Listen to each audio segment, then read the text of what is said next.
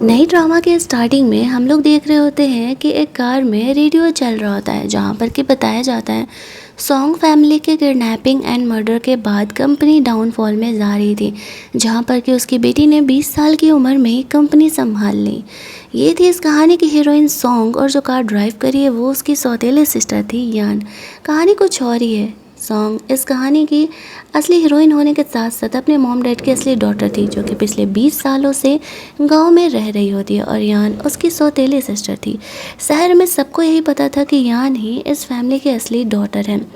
अब चल ये रहा था कि एक्चुअल में जो यान का बॉयफ्रेंड था वो उससे ब्रेकअप कर चुका था उसकी फैमिली के डाउनफॉल के बाद, और उसने खुद को संभालने के लिए लूजी, जो कि इस कहानी का हीरो है, उसके साथ शादी करने के लिए बात करने के लिए गई हुई थी। अब दोनों की फैमिलीज बहुत क्लोज थी, इसी वजह से लूजी ने मजबूरी में शादी करने के लिए हाँ कह दिया था इनकी फैमिली की डॉटर से।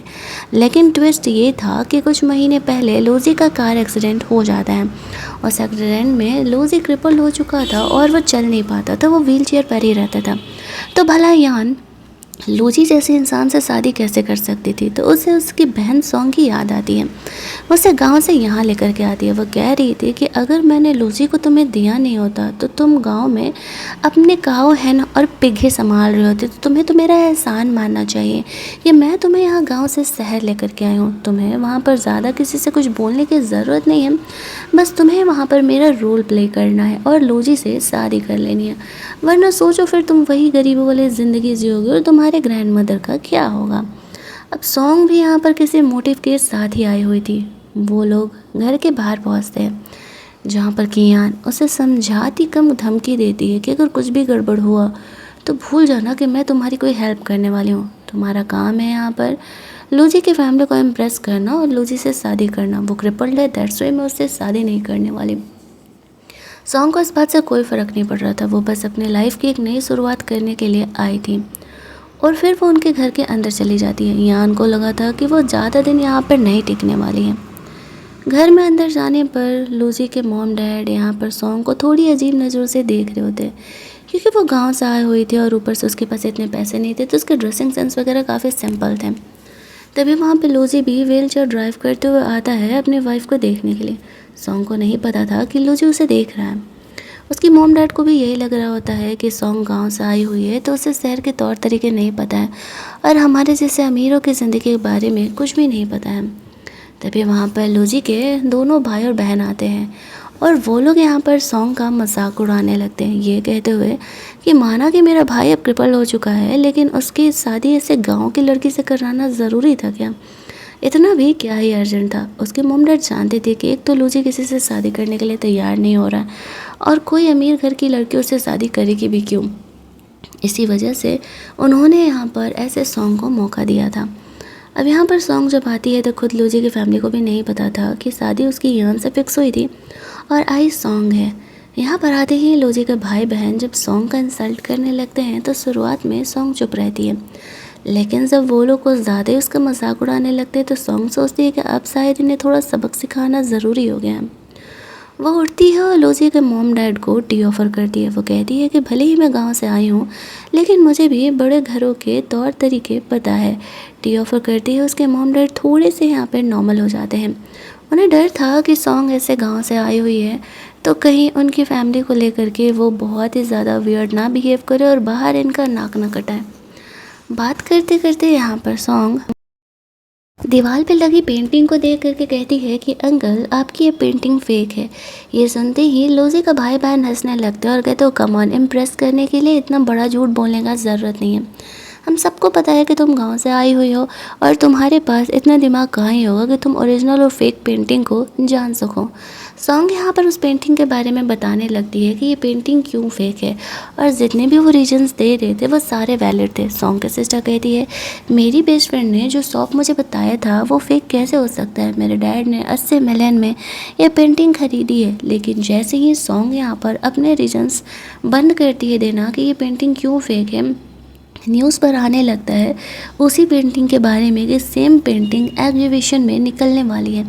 अब ये देखते ही जाहिर सी बात है कि ये पूरा क्लियर हो जाता है कि जो पेंटिंग फ़िलहाल लूजी के डैड के पास है वो तो फेक ही है, अदरवाइज़ वो सेम पेंटिंग ऐसे एग्जीबिशन में कैसे आ सकती थी। जैसे ही ये बात प्रूफ होती है, लूजी के डैड अपनी बेटी पर बहुत ही गुस्सा करने लगते हैं और गुस्से में यहाँ पर उसका कार्ड ब्लॉक कर देते हैं ताकि उसे मंथली पॉकेट मनी ना मिल सके। उसने 80 मिलियन का लॉस कराया था। उसका भाई बीच में आता और कहता है, डैड आप लोग इस आज के आए हुए लड़की के लिए सिस्टर के साथ ऐसा बिहेव कर रहे हैं। तो सॉन्ग भी उसे कहती है, और आप मिस्टर यंग मास्टर, आपने भी पिछले महीने कंपनी को 100 मिलियन का लॉस दिया था अपने एक बेकार से प्रोजेक्ट के लिए। अब ये सुनते ही शौक हो जाता है कि ये बात सॉन्ग को कैसे पता है, ये तो पिछले महीने का बात है। ये बात उसने अपने डैड से छुपाने की पूरी कोशिश की थी क्योंकि उसके डैड उसे काफ़ी डांट लगाते। लेकिन ये बात भी जब सामने आ जाता है तो गुस्से में आकर के उसका डैड उसका कार्ड भी ब्लॉक कर देते हैं। अब दोनों ही भाई बहन को अच्छा पनिशमेंट दिलाया था यहाँ पर सॉन्ग ने। सॉन्ग उसके मॉम डैड को कहती है कि डोंट वरी अंकल आंटी, भले ही मैं गांव से आई हूँ लेकिन मैं आपकी फैमिली की बदनामी अपनी वजह से कभी नहीं होने दूंगी। मैं आपकी फैमिली के तौर तरीके बहुत जल्दी ही सीख लूँगी और मुझे इस बात से नहीं फ़र्क पड़ता कि मेरा जो हस्बैंड है वो फ़िलहाल व्हील चेयर पर है। उसकी फैमिली ये सुनकर के खुश हो जाती है। उन्हें ऐसा लगता है कि शायद उन लोगों ने लूजी के लिए एक सही लड़की ढूंढ ली है। उन्हें डर था कि अगर वो लड़की सही नहीं हुई तो फिर लूजी की लाइफ और ज़्यादा हेल हो जाएगी। वो वैसे ही किसी से शादी करना नहीं चाह रहा था। ये सब कुछ होने के बाद सॉन्ग अपने कमरे में जाती है जहाँ पर कि लूजी पहले से था। उसे देखते हुए सोच रही थी कि बेचारा लूजी पहले कितना बड़ा बिजनेस टाइकून हुआ करता था और जब से उसका एक्सीडेंट हुआ है उसने पब्लिक अपीयरेंस करना ही बंद कर दिया। और मुझे अगर खुद को स्ट्रॉन्ग करना है तो मुझे तो लूजी का फेवर लेना ही पड़ेगा, इसका इस्तेमाल तो करना पड़ेगा। इट मीन्स कि उसके साथ रिलेशनशिप को सही करना पड़ेगा।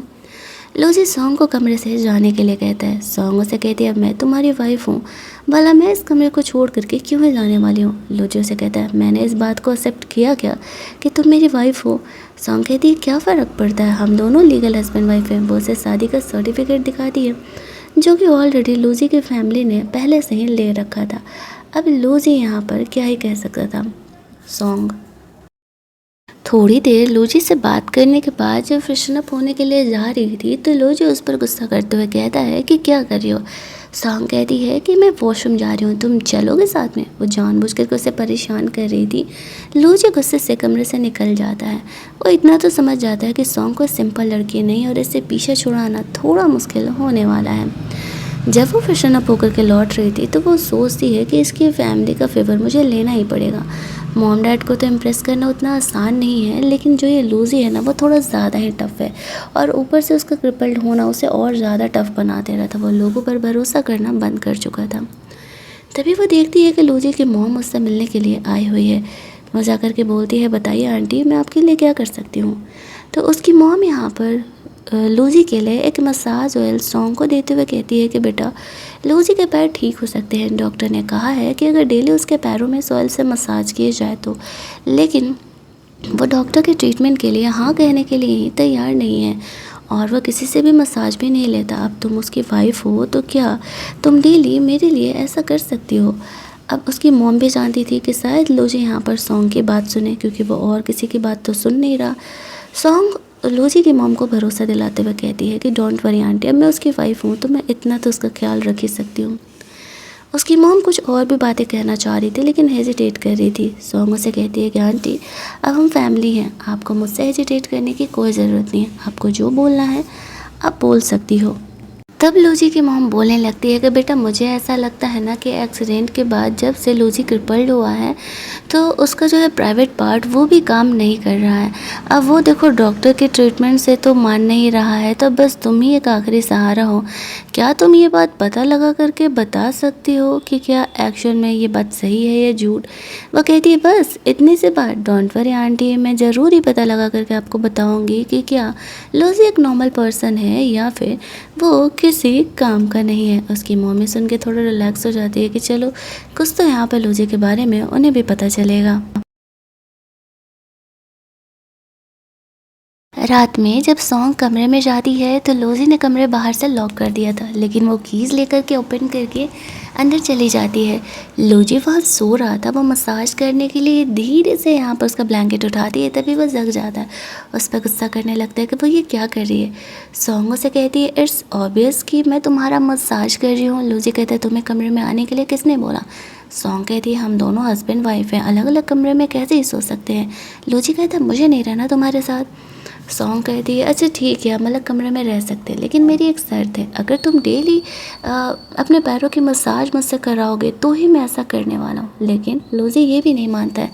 सॉन्ग झूठ मूठ कर रोते धोते हुए कहते हैं तुम्हारी मॉम ने मुझे वो ऑर्डर दिया और अगर मैंने उनकी बात नहीं मानी, तुम्हारे पैरों को मसाज नहीं किया तो वो मुझे घर से निकाल देंगे।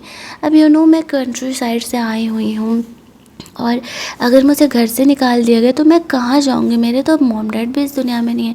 तुम समझ रहे हो ना कि मैं क्या कहना चाह रही हूँ। अगर मुझे कोई बुरा इंसान मिल गया तो फिर मैं क्या करूँगी। लोजो उसे कहता है अब चलो ये ड्रामा बंद भी करो, मुझे भी पता है कि तुम इतनी इनोसेंट नहीं हो जितनी इनोसेंट तुम दिखा रही हो। मैंने देखा है कि जैसे ही तुम यहाँ आई मेरे भाई बहनों ने थोड़ा सा यहाँ पर तुम्हारे साथ बुरा क्या बिहेव किया तुमने तो उसके कार्ड ही बंद करा दिए। अब तुम्हें इतनी सीधे बनने की कोई ज़रूरत नहीं है। सॉन्ग कहती है ओह देख लिया क्या, चलो ठीक है तो फिर अब ड्रामा नहीं करते हैं। ऐसा है ना कि जब तक तुम यहाँ पर अपने पैरों की मसाज नहीं कराओगे मैं यहाँ से जाने नहीं वाली हूँ, और अगर तुम्हें शांति से सोना है तो फिर तुम्हें अपने पैरों की मसाज मुझसे करानी ही पड़ेगी।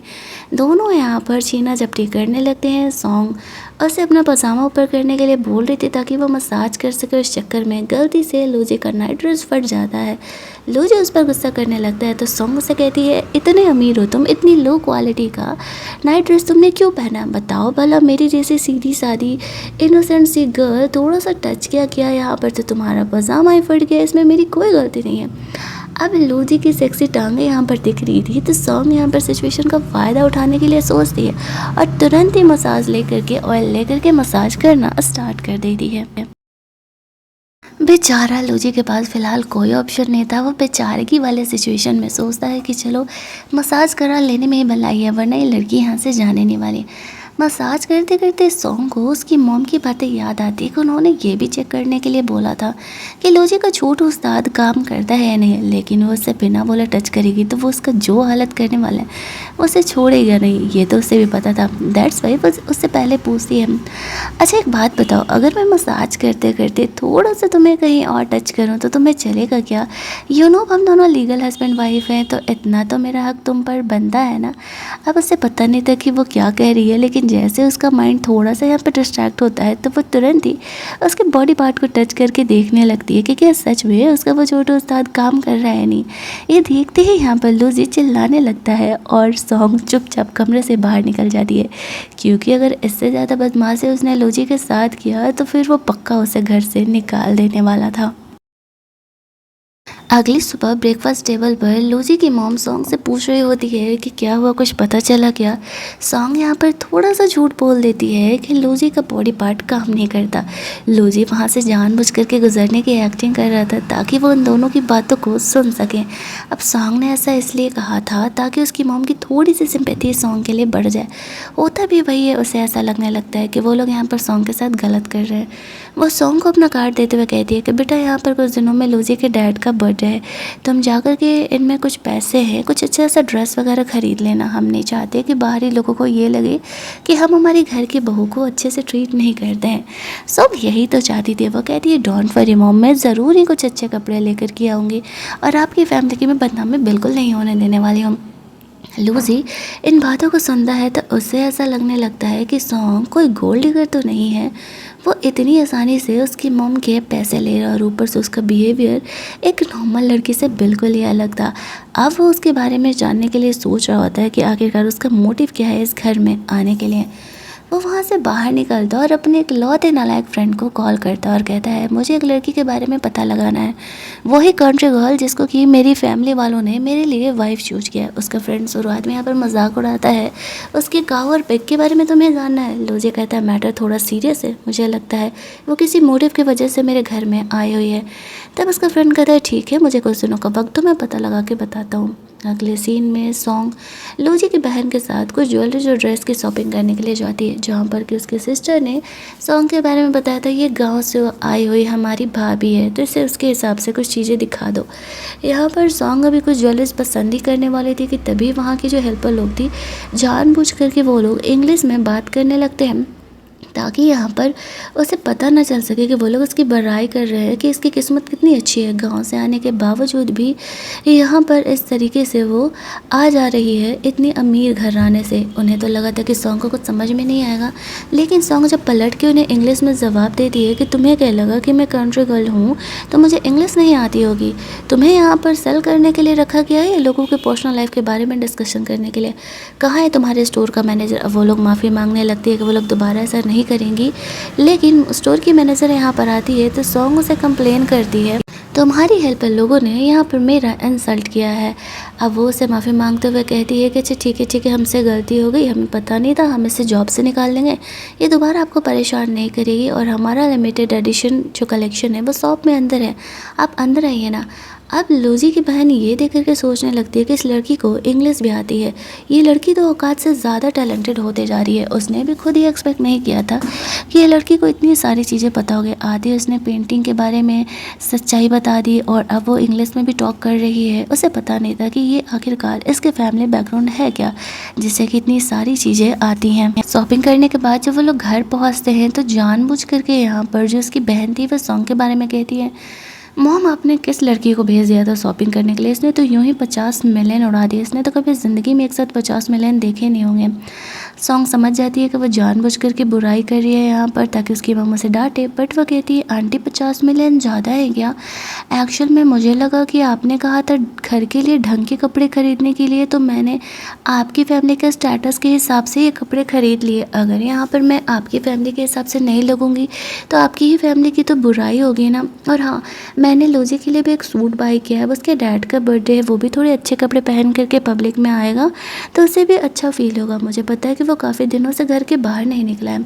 ये बात जैसे ही लोजी की मॉम सुनती है तो वो काफ़ी खुश हो जाती है कि सॉन्ग यहाँ पर कोई गोल्ड डिगर नहीं है, उसने लोजी के लिए भी ड्रेसेस बाई किए हैं और वो उसकी बड़ाई करते हुए घर में अंदर लेके जाने लगती है। ये देखते ही उसकी बहन शौक हो जाती है कि उसने जो प्लान बनाया था ये तो बिल्कुल उल्टा ही हो गया। उल्टे उसकी मॉम यहाँ पर उसका इतना ज़्यादा बड़ाई करने लगी। और कहानी का पार्ट 1 हमारे यहीं पर एंड कर दिया जाता है।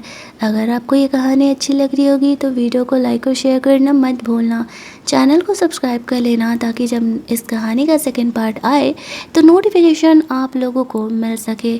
चलिए जल्दी से मिल लेते हैं हम लोग इस कहानी के सेकंड पार्ट में, यानी कि लास्ट पार्ट में। तब तक के लिए आप मेरे पुराने वीडियोज़ भी देख सकते हो।